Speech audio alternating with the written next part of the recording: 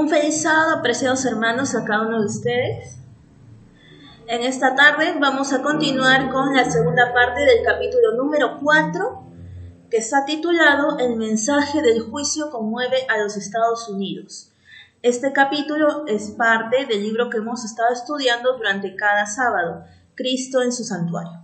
Muy bien, con esta segunda parte vamos a culminar ya el capítulo 4 y el siguiente sábado se hablará del capítulo 5. Antes de iniciar con este estudio, vamos a realizar la primera oración. Amado Padre que estás en los cielos, Señor, te agradecemos en esta tarde porque nos permites estar reunidos para poder estudiar, Señor, más sobre la vida de Guillermo Miller y sobre cómo tú has dirigido su vida y al punto de llegar a formar este movimiento adventista del séptimo día, Señor. También porque a pesar de un chasco que él pasó junto con tantos hermanos, se dio inicio a una gran verdad, y esta verdad es la del santuario celestial. Que nosotros pongamos en práctica lo aprendido hoy y que podamos, Señor, dedicar el tiempo a reflexionar y a meditar, Señor. Gracias por todas las bendiciones y todos sus favores te lo pedimos en el nombre de Jesús. Amén. Amén. Muy bien, vamos a continuar con la pregunta número 6, que nos dice: ¿cuándo y cómo llegó Jesús a ser el ungido? ¿Cómo y cuándo cesaron el sacrificio y la ofrenda? Esta pregunta está su respuesta en las páginas 56 y 57 de este libro. Nos dice lo siguiente este párrafo, y ustedes también lo están visualizando en la imagen. Desde la salida de la orden para restaurar y edificar a Jerusalén hasta el Mesías príncipe habrá 7 semanas y 62 semanas, es decir, 69 semanas. Y esto obviamente iba a ser equivalente a 483 años. ¿Por qué dice 483 años si se está hablando de semanas? Hay que hacer una multiplicación, 69 semanas por 7 días que hay en cada semana, nos da 483 días. Y en Ezequiel nos dice, día por año te lo he dado. Entonces, equivaldría a 483 años. En este caso serían 483 años literales, equivalentes a 483 días proféticos. El decreto de Artajerjes fue puesto en vigencia en el año 457 a.C. ¿Por qué se ha llegado a conclusión en este año, en este periodo? ¿Por qué? Porque Guillermo Miller, como ya hemos estado estudiando en la primera parte del capítulo 4, él se dedicó concienzudamente a estudiar la palabra de Dios, y no solo la palabra de Dios y los hechos históricos, también ha estado leyendo enciclopedias que él tenía a la mano en esa época. Y eso le ha permitido llegar a esta conclusión que en el año 457 se dio el decreto de Artajerjes, año 457 a.C., en otoño. Ahora, ¿qué es lo que más nos dice aquí Ellen White? A partir de esta fecha, los 483 años se extienden hasta el otoño del año 27 después de Cristo. Simplemente se tendría que hacer el conteo y nos llegaría al año 27 después de Cristo. Entonces fue cuando se cumplió esta profecía. La palabra Mesías, ¿qué quiere decir? Mucho se dice Mesías. ¿Qué es el Mesías? Es el ungido. Pero ¿por qué ungido se le decía a Jesús? Porque recibió algo de Dios. ¿Y qué será ese algo? Vamos a ver, en el otoño del 27 después de Cristo ocurrió algo muy especial en la vida ministerial de Cristo, y eso fue el bautismo. Y cuando Cristo se bautizó, ¿qué descendió? Descendió el Espíritu Santo en forma de paloma. Eso nosotros lo sabemos por la misma palabra de Dios. En el otoño del 27 después de Cristo, Cristo fue bautizado ¿por quién? Por Juan el Bautista, y recibió la unción del Espíritu Santo. A partir de ese momento ya se comenzó a decir que Jesús ya era el ungido. El apóstol Pedro testifica que Dios ungió con Espíritu Santo y con poder a Jesús de Nazaret, y eso está en Hechos capítulo 10, versículo 38. Y el mismo Salvador declara: el Espíritu del Señor está sobre mí. Eso lo dijo cuando estaba en Capernaum, en Nazaret. Nosotros nos acordamos, ¿no?, cuando ya lo estaban por desbarrancar ahí al acantilado Jesús. En ese episodio, el mismo Jesús ya había dicho que el Espíritu del Señor estaba sobre él, porque ya había sido ungido en el bautismo. Por cuanto me ha ungido para dar buenas nuevas a los pobres. Después de su bautismo, Jesús volvió a Galilea predicando el evangelio del reino de Dios, diciendo: el tiempo se ha cumplido. Esta frase nos debe hacer recordar que Dios siempre tiene un tiempo establecido.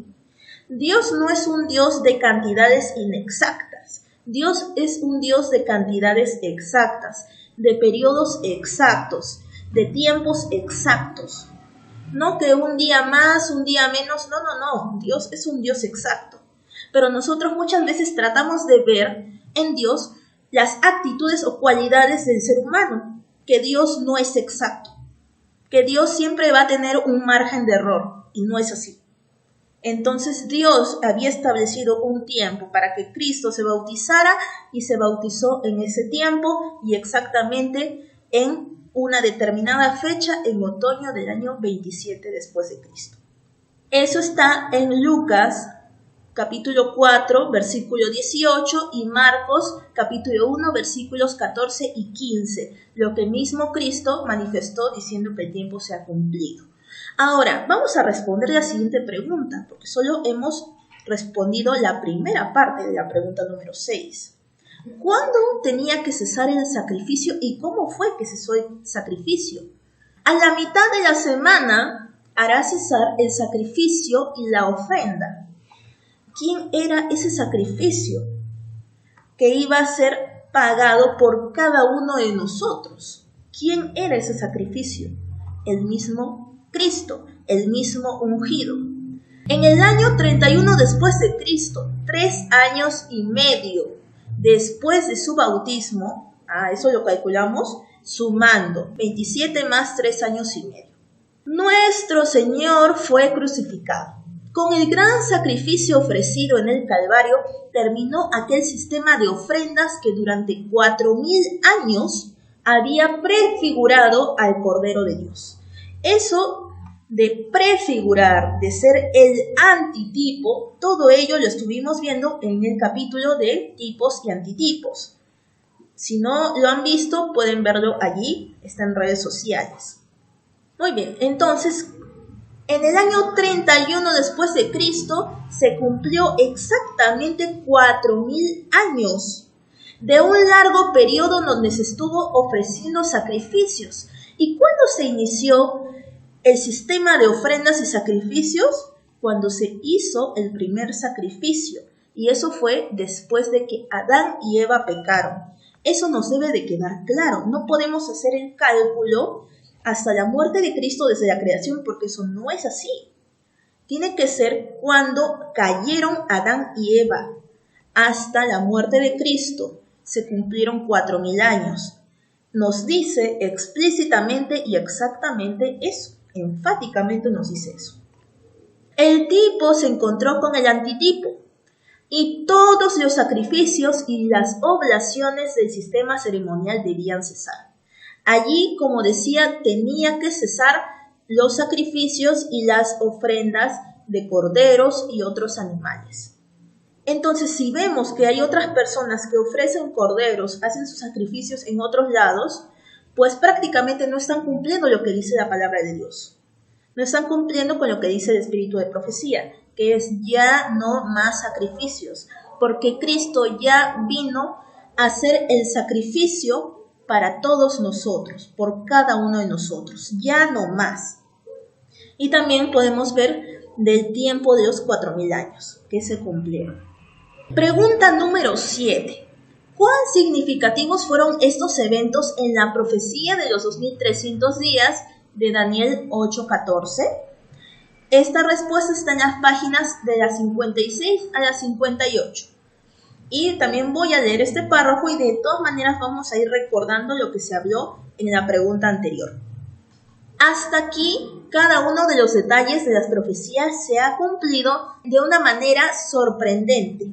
Y el principio de las 70 semanas queda establecido irrefutablemente en el año 457 a.C. Entonces, si uno ya tenía el principio, el año inicial, para empezar a hacer el conteo iba a ser más rápido, iba a ser más sencillo.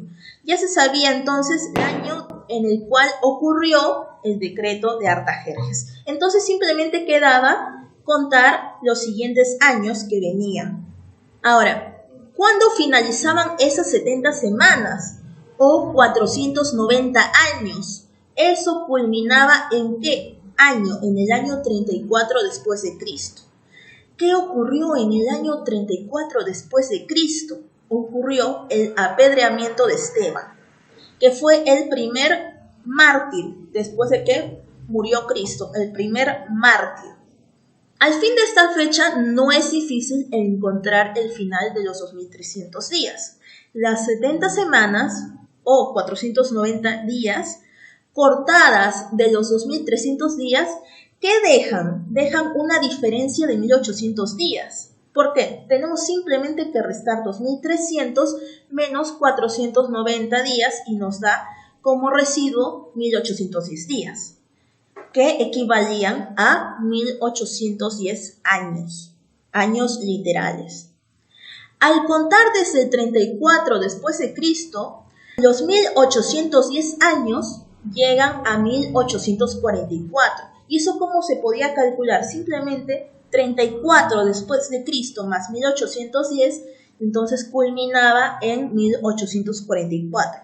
Yo les estoy contando los cálculos que prácticamente hicieron los pioneros y que nosotros como adventistas del séptimo día creemos en los 2300 años y en estos cálculos. Por consiguiente, los 2300 días de Daniel 8:14 terminaron en 1844. Al fin de ese gran periodo profético, según el testimonio del ángel de Dios, el santuario debía ser purificado. Ya en 1844, como según el cálculo, allí terminaba el periodo de 2300 años, tenía que ser purificado el santuario, porque eso lo manifestó el ángel de Dios, la cual se creía casi universalmente que se verificaría en la segunda venida de Cristo y quedó establecida definitivamente. En la primera parte de este capítulo 4 hablamos de que la creencia de aquella época y de todas las denominaciones de esa época era que el santuario era la tierra. Entonces, cuando querría decir la purificación del santuario, ellos creían de que iba a ser la segunda venida de Cristo y que Cristo iba a purificar la tierra con fuego. Eso era para ellos la purificación del santuario. Entonces, según ellos, en 1844 tenía que venir Cristo y toda la tierra iba a ser purificada con fuego. Muy bien, vamos a continuar. Ahí está lo que les estaba comentando. Esta prácticamente es la línea de tiempo y todo esto inicia, ahí está históricamente comprobado por los historiadores, 457 a.C. fue el año donde se decretó restaurar y retornar a Jerusalén. ¿Por quién? Por Artajerjes.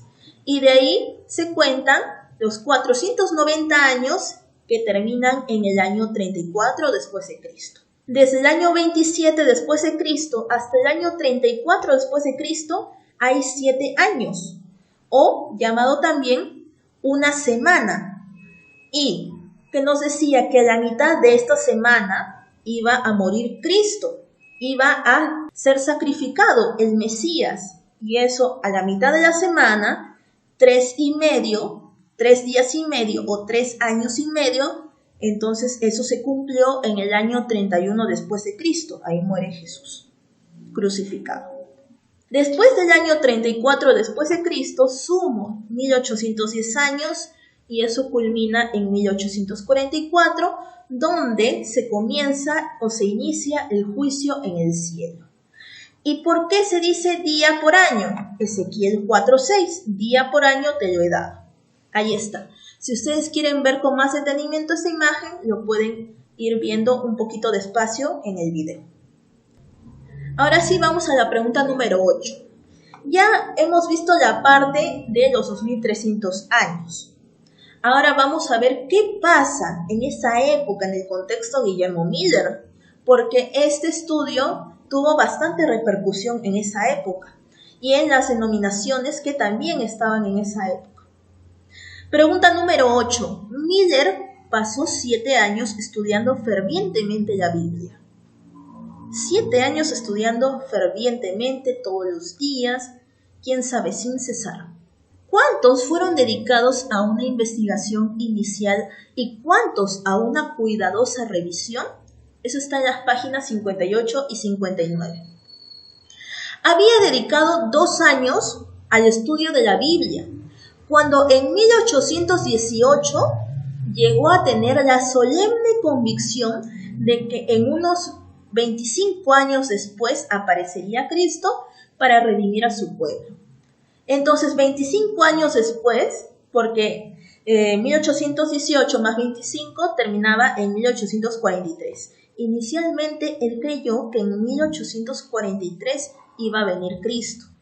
Ya más adelante, después de bastante investigación, él deduce de que es en 1844, no en 1843.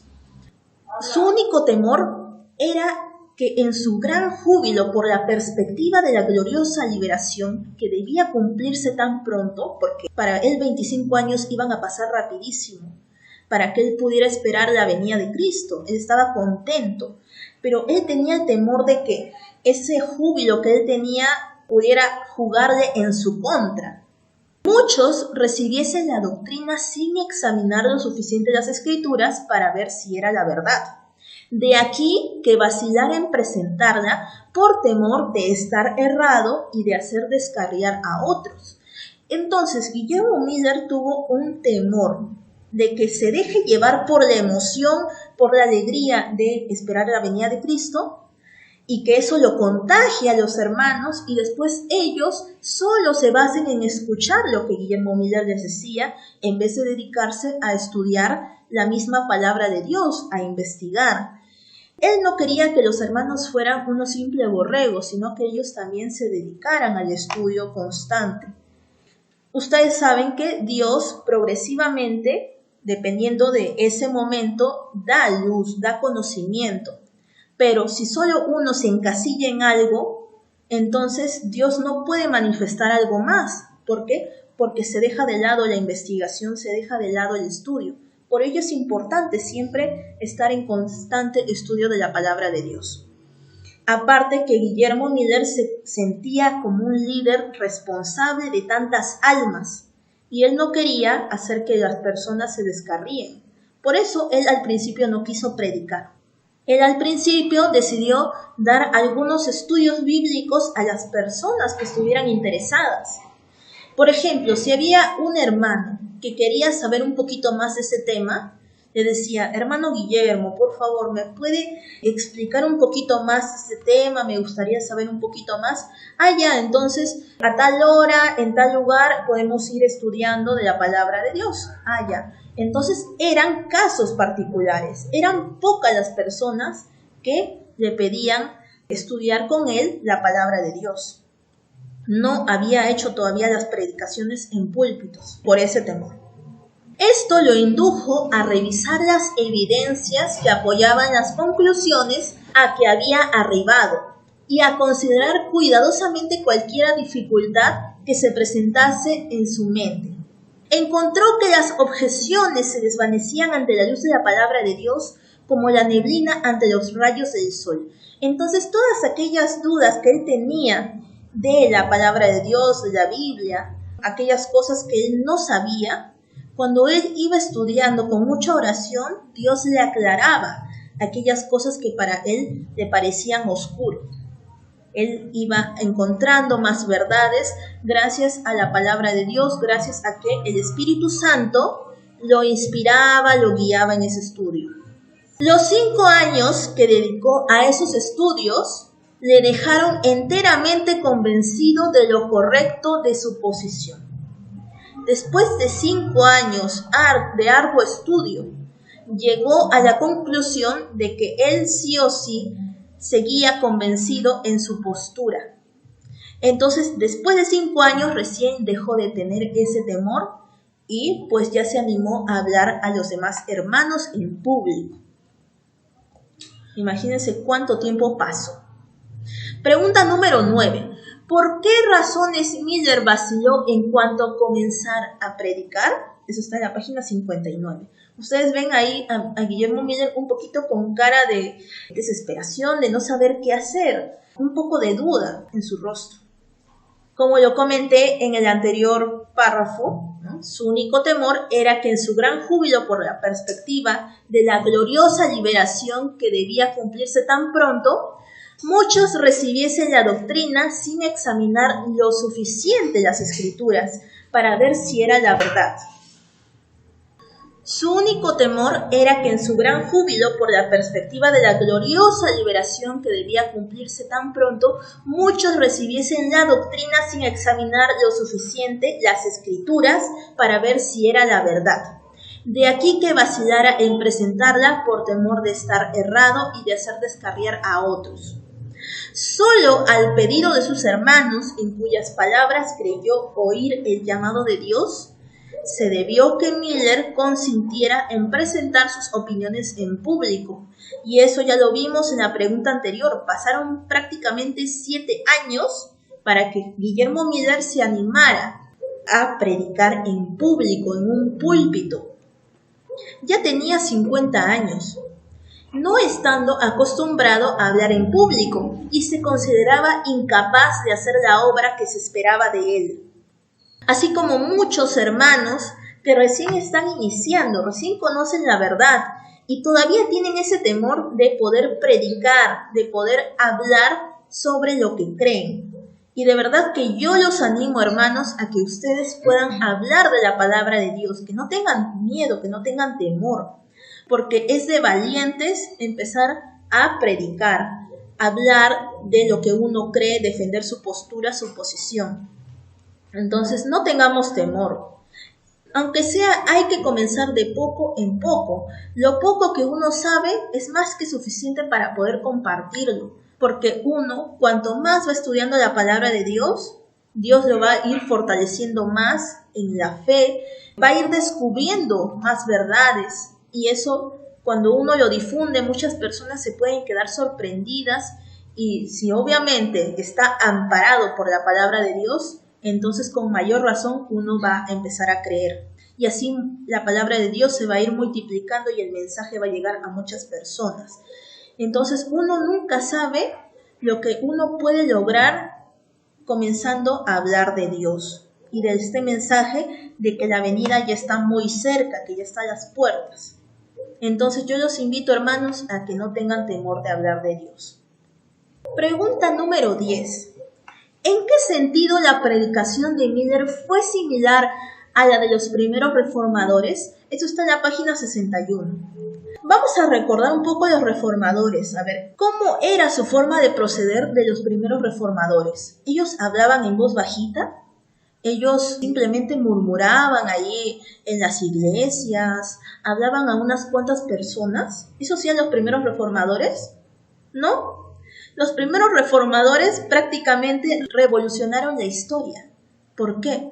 Porque fue tanta esa revolución que generó la creencia de los primeros reformadores que incluso la Iglesia Católica, el papado, empezó a temblar, porque ya tenían ellos temor de que la creencia de los reformadores tuviera demasiada acogida entre la gente del pueblo y ellos puedan perder su poderío, su soberanía. Por ello es que por ese temor empezaron a exterminar a todos aquellos que empezaron a estar a favor de la reforma protestante.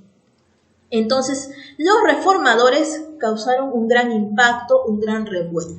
Y eso, en comparación a la actitud de Guillermo Miller, vamos a ir viendo qué semejanzas había con la predicación de Guillermo Miller. Muchos que no aceptaban su modo de ver en cuanto a la fecha exacta del segundo advenimiento estaban convencidos de la certeza y proximidad de la venida de Cristo. Aquellas personas que no creían, no aceptaban, poco a poco fueron convenciéndose de que sí, de que la venida de Cristo estaba cerca. Y como la venida estaba cerca, entonces ellos se vieron en la necesidad de prepararse. No les quedaba otra alternativa. O era prepararse y recibir a Cristo o estar del lado de los impíos. Eso era el sentir de las personas de aquella época. En algunas de las grandes ciudades, sus labores hicieron una impresión extraordinaria. La predicación de los mismos creyentes de esa época, de los milleritas, como decían en esa época, causó un gran revuelo. Sobre todo la predicación de Guillermo Miller, como fue el pionero, el que inició ello, hizo que muchas personas que estaban desinteresadas en los asuntos religiosos volvieran a Dios. Los taberneros abandonaban su negocio y convertían sus establecimientos en salas de culto. Las casas de juegos cerraban. Incrédulos, deístas, como ya comentamos, los deístas son los masones de esa época, o los ateos, los agnósticos, escépticos, ¿no? Dependiendo de aquellas personas que no creían en nada. Universalistas, hasta libertinos empedernidos, algunos de los cuales no habían entrado en algún lugar de culto por años, se corregían. De lo que estaban en el mal camino, gracias a la predicación de Guillermo Miller, volvían al camino de Dios y empezaban a cambiar su estilo de vida. Las diversas denominaciones establecían reuniones de oración en diferentes barrios, a casi cualquier hora, y los hombres de negocios se reunían al mediodía para tomar cerveza. No, ¿para qué? Para orar y cantar. Imagínense, hombres de negocios. Se supone que los hombres de negocios son las personas más ávaras, los que ansían tener más dinero, pero se dieron cuenta de que de nada servía acumular riquezas cuando ya estaba pronta la venida de Cristo. No se notaba excitación extravagante, sino que una solemnidad casi total ocupaba la mente de la gente. La obra de Miller, como la de los primeros reformadores, tendía más a convencer el entendimiento, despertar la conciencia, que meramente excitar las emociones. Entonces, cuando Guillermo Miller hablaba, predicaba de la venida de Cristo, las personas no levantaban las manos y cerraban los ojos y decían, oh, ven Espíritu. No decían eso. No se dejaban llevar por el emocionalismo. Ay, me voy a poner a llorar porque estoy recibiendo el poder del Espíritu Santo. No hacían eso. Al contrario, lo que primó allí fue la conciencia, el entendimiento, la razón. Entonces, Dios no es un Dios de emocionalismo ni de sentimentalismo. Dios es un Dios racional. Es un Dios que te hace entender cuando estás bien o cuando estás mal. Es un Dios directo. Y así tienen que ser sus seguidores. Así tienen que ser los hijos de Dios. Tienen que ser racionales. Bueno, también equilibrados, ¿no? Nunca dejar el lado del sentimiento. Pero sí debe de primar la razón ante todo. Y eso, la predicación de Guillermo Miller, teniendo bastante la racionalidad, la conciencia de las personas fue despertada, porque se dieron cuenta de que estaban mal. Y así hacemos la comparación entre Guillermo Miller y Martín Lutero. Ambos predicaban en las iglesias y muchas personas se dieron cuenta en su tiempo de que tenían que cambiar, que tenían que dejar el engaño en el cual estaban todos entrampados.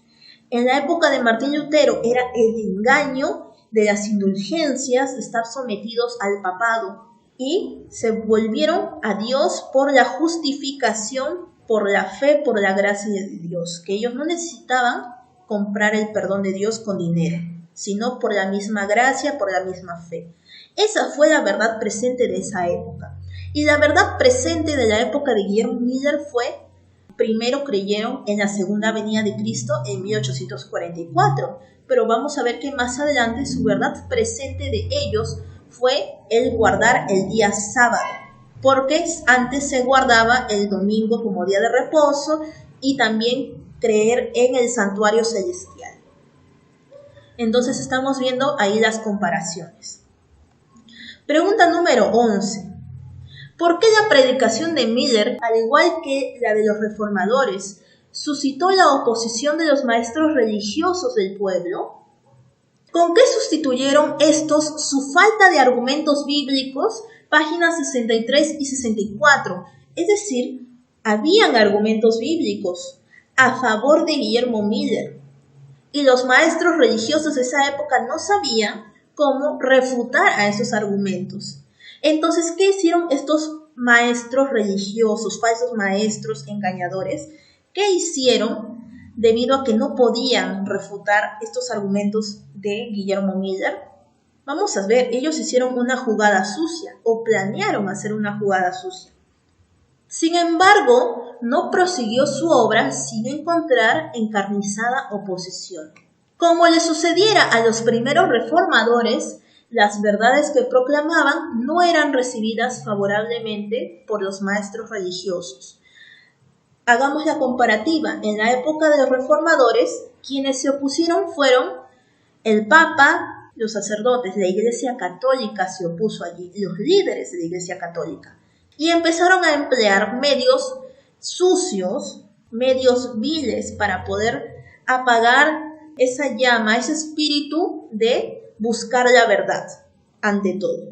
Ahora, en la época de Guillermo Miller, también hubo oposición de maestros religiosos, pastores de las distintas denominaciones de la época. ¿Qué estrategias tomaron? Vamos a ver. Como estos no podían sostener sus posiciones apoyándose de las escrituras, se vieron obligados a recurrir a los dichos y doctrinas de los hombres, a las tradiciones de los padres. Pero la palabra de Dios era el único testimonio aceptado por los predicadores de la verdad del advenimiento. La Biblia y la Biblia sola era su consigna. Entonces, también debe ser la consigna de todos nosotros, la Biblia y la Biblia sola. Y si yo con ayuda de la Biblia puedo calcular un periodo de tiempo, ¿por qué voy a negar algo que es evidente, algo que es exacto, si es sacado de la misma palabra de Dios? La falta de argumentos bíblicos por parte de sus adversarios era suplida por el ridículo y la burla, típico de las personas que dan manotazos de ahogados cuando no pueden contraargumentar, cuando no pueden refutar con la Biblia o cuando no pueden refutar con el espíritu de profecía. Cuando lo cambian, a su conveniencia lo que quiere decir la Biblia o lo que quiere decir el espíritu de profecía. Típico. Como ya no tienen más que hacer, lo que hacen es burlarse, insultar, ridiculizar, hacer en estos tiempos, publicaciones, creerse, enorgullecerse, volverse soberbios.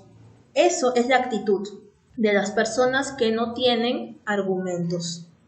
Tiempos, medios y talentos fueron empleados en difamar a aquellos cuyo único crimen consistía en esperar con gozo el regreso de su Señor. Es un delito esperar la venida de Cristo. Es un delito apresurar la obra para que Cristo venga por segunda vez. Es un delito, es un crimen. ¿Por qué no se oponen a las cosas malas que hay dentro de la iglesia? ¿Por qué no se oponen a eso? Prefieren oponerse a hacer la obra, lo cual es algo muy descabellado y algo que no tiene sentido. Pero lamentablemente eso ya está profetizado y eso tenía que ocurrir y tiene que ocurrir lamentablemente en esos tiempos. Personas con ese tipo de características, que a lo malo lo llaman bueno y a lo bueno lo llaman mal. Y a creer en la venida de Cristo, hablar de la venida de Cristo lo llaman fanatismo. Imagínense. Hasta ese punto teníamos que llegar. Y bueno, iba a pasar. y en esforzarse por vivir vidas santas y en exhortar a los demás a que se preparasen para su aparición. Entonces, cuando las personas ven que hay hijos de Dios que tratan de cambiar su vida, de que tratan de hacer la obra de Dios, para ellos es un crimen, para ellos es una ofensa, y lo que hacen pues es recurrir a difamar, a hacer que esa persona quede en ridículo, a burlarse. Actualmente está ocurriendo eso. En esa época, ¿qué es lo que hacían? Hacían estas publicaciones, los milleritas esperando para la venida del fin del mundo, para la llegada del fin del mundo. Ahí como dibujaban a los milleritas, ¿no? Encima de los techos de las casas, encima de los tejados, ahí con su paraguas, con su pijama, esperando la venida de Cristo. Así se burlaban de estas personas. O también cómo se burlaban de la creencia del santuario, de que iba ascendiendo al cielo así como un globo aerostático, imagínense. Y bueno, lamentablemente esas personas, de verdad que no quedan adjetivos para poder calificar a estas personas. Qué lamentable, y actualmente existe este mismo de comportamiento. Entonces lo que uno le debe de dar es pena, lástima, porque en vez de acercar al Espíritu Santo a sus vidas, lo que hacen es apartarlo, alejar al Espíritu Santo. Y así ellos mismos cierran la puerta de su corazón a Dios. Así es la actitud. Y bueno, vamos con esta pregunta, la 12ª. Ya estamos por terminar. ¿Por qué la predicación de la segunda venida de Cristo fue tan mal recibida en las iglesias? ¿De qué manera afectó esa misma predicación a quienes la aceptaron? Es cierto, hubo personas que recibieron mal esa predicación de la venida de Cristo, pero también hubo personas que aceptaron el mensaje y cómo ese mensaje cambió sus vidas. ¿Qué es lo que generó en sus vidas? Eso está en las páginas 65 al 67. Los que aceptaron la doctrina del advenimiento fueron despertados a la necesidad de arrepentirse y humillarse ante Dios. Todos necesitamos actualmente también humillarnos, arrepentirnos delante de Dios. Porque si no lo hacemos, prácticamente nos sentimos que estamos perdidos. Entonces debemos tomar estas actitudes. Muchos habían estado vacilando mucho tiempo entre Cristo y el mundo. Un lado para Cristo y otro lado para el mundo, ¿no? Hay personas que son así, que vacilan, no saben qué decisión o qué camino tomar. Entonces sintieron que era tiempo de decidirse. Ya de tanto tiempo que estuvieron vacilando, ese preciso momento ya fue para ellos un momento de tomar una decisión. Las cosas eternas asumieron para ellos una realidad extraordinaria. Se les acercó el cielo y se sintieron culpables ante Dios. Imagínense cómo se sintieron por dentro. Se sintieron indignos, se sintieron tal vez miserables. ¿Cómo se habrán sentido? Pero ¿saben qué? Esta imagen es algo que nosotros deberíamos realizar y es algo que se debe rescatar. Esa actitud que tuvieron, orar fervientemente todos los días, reunirse en grupos pequeños de oración, orar los unos por los otros para que su fe no decaiga.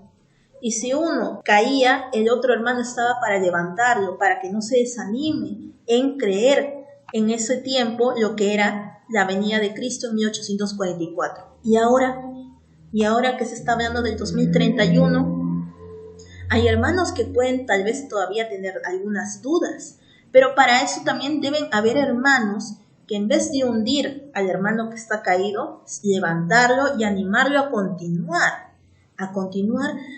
creyendo en esta gran verdad. Esa es la actitud que debemos tener entre hermanos. Los cristianos fueron despertados a una nueva vida espiritual. El mensaje les hizo sentir que el tiempo era corto, que debían hacer pronto cuanto debía ser hecho por sus semejantes. Preocuparse también por el prójimo, para que el prójimo no ignore esas verdades. Eso es lo que ellos sintieron. La tierra retrocedía, la eternidad parecía abrirse ante ellos, y el alma con todo lo que pertenece a su dicha o infortunio inmortal, eclipsaba profundamente todo objeto temporal. El Espíritu de Dios descansaba sobre ellos y daba poder a los llamados ardientes que dirigían tanto a sus hermanos como a los pecadores, con el fin de que se preparasen para el día de Dios. El Espíritu Santo estaba trabajando allí para que las personas no se desanimen, para que Guillermo Miller no se desanime, para que todos los pioneros que en esa época estaban creyendo eso no se desanimen ante tanta tiniebla espiritual, ante tanta duda que había entre muchas personas. El testimonio silencioso de su vida diaria era una censura constante para los miembros formales y no consagrados de las iglesias. En esa época también habían en las iglesias personas formalistas que solo iban a calentar el asiento. Personas que eran piedra de tropiezo para otros hermanos que no estaban consagrados. Estas personas no querían que se los molestara en su búsqueda de placeres, ni en su culto a Mamón, ni en su ambición de honores mundanos. A estas personas no querían creer. ¿Por qué? Ellos querían seguir en su zona de confort, querían seguir planificando para el futuro, sus riquezas, seguir estudiando más, conseguirse otros trabajos, a crear una empresa, aumentar su negocio. Y ya estaban ellos conformándose al mundo. Y prácticamente de esa forma estaban rindiendo el culto ¿a quién? A Mamón, que prácticamente es el dios de las riquezas, el mismo Satanás, el dios de los placeres de las riquezas. De ahí la enemistad y oposición despertadas contra la fe adventista y los que la proclamaban. Ellos fueron los primeros opositores, los que estaban formales, los que estaban débiles en la fe. Ellos fueron los que hicieron todo lo posible para que la verdad no se siga difundiendo. Y actualmente siguen habiendo este tipo de personas. Y ellos son los principales opositores de que se predique el mensaje de que Cristo viene en el 2031. Así es, hermanos. Y esta es la última pregunta. ¿Contra qué están protegidos los que leen, escuchan y guardan las palabras de la profecía del Apocalipsis? Eso está en las páginas 66 y 67. Le fueron revelados asuntos de suma importancia, especialmente para la última iglesia, para que los que se volviesen del error a la verdad pudiesen ser instruidos con respecto a los peligros y conflictos que les esperaban. Aquellas personas que leen el Apocalipsis, que entienden lo que quiere decir el libro de Apocalipsis, los sucesos que están aconteciendo y que van a acontecer, prácticamente ya están advertidos, ya están también en alerta de todos los peligros que van a ocurrir dentro de muy poco tiempo. Entonces no van a estar desprevenidos. Por ello es importante siempre estudiar las profecías. Por eso no nos debe dar miedo estudiar el Apocalipsis, a pesar que las personas no lo crean. Nadie necesita estar a oscuras en lo que concierne a lo que ha de acontecer en la tierra. Nadie debe estar en oscuridad espiritual, nadie debe estar en la oscuridad del desconocimiento. Todos deberían de conocer las profecías. Entonces, ¿por qué existe esta ignorancia general acerca de tan importante porción del Santo Escrito? ¿Por qué es tan universal la falta de voluntad para investigar sus enseñanzas? Es el resultado de un esfuerzo calculado del príncipe de las tinieblas para ocultar a los hombres lo que revela sus engaños. Por esta razón, Cristo, el revelador, al prever la guerra que se desataría contra el estudio del Apocalipsis, pronunció una bendición sobre cuantos leyesen, oyesen y guardasen las palabras de la profecía. Por eso en Apocalipsis dice, dichoso el que lee, el que oye y guarda las palabras de la profecía. Dichosos aquellos, son benditos aquellos que estudian el Apocalipsis, porque cuando vengan los tiempos difíciles no van a estar desprevenidos, van a estar preparados y van a poder recibir en pie a Cristo. Este fragmento está en Seguridad y Paz en el Conflicto de los Siglos, páginas 363 al 390. Y eso es lo que nosotros debemos tener bastante cuidado. Debemos cuidarnos de los engaños del enemigo. El enemigo es muy astuto, sabe cuál es tu punto débil. Entonces, él sabe al revés y al derecho cuál es la debilidad de cada uno. Y sabe si tú estás conformándote con las cosas de este mundo o estás estudiando continuamente la palabra de Dios. Entonces, ahí está el Apocalipsis, bienaventurado el que lee y los que oyen las palabras de esta profecía y guardan las cosas en ellas escritas, porque el tiempo está cerca. Y con este hermoso texto bíblico de Apocalipsis 1:3, estamos culminando la última parte del capítulo 4 de este libro, Cristo en su santuario. La siguiente semana vamos a estudiar el capítulo 5. Y espero que esto nos haya llamado a la reflexión, porque no debemos tener las actitudes negativas de las personas de la época de los mileritas, sino tenemos que tener la actitud de los pioneros, de los reformadores. No debemos dormir, no debemos unirnos al ecumenismo, tenemos que contrarrestar eso. Vamos ahora sí a realizar la última oración. Gracias, querido Padre Celestial, Señor, por este estudio acerca, Señor, de lo que ha sucedido hace más de 150 años, Señor. La historia se está volviendo a repetir en esta última década de la historia. Que tu Santo Espíritu, Señor, pueda conmover los corazones y ayudar a todos, Señor, que escuchan el mensaje de la verdad presente, poder, Señor, tomar posesión, tu Santo Espíritu, y nos ayude a todos nosotros, Señor, a hacer cambios drásticos en nuestra vida. Ayúdanos, Señor, que tanto te necesitamos. Gracias, Señor, por todo, por el perdón de nuestros pecados, por tu gracia, Señor, que aún todavía nos da siempre infinita bondad. Ahora te lo pedimos en el nombre de Jesús. Amén. Muchas gracias, hermanos, por su atención y espero que les haya gustado este video. Sigan estudiando el libro Cristo en su santuario. No se conformen con lo que está en el video. Ustedes mismos investiguen por su propia cuenta, que eso va a ser más provechoso para ustedes. Muchas gracias y que tengan una bonita semana.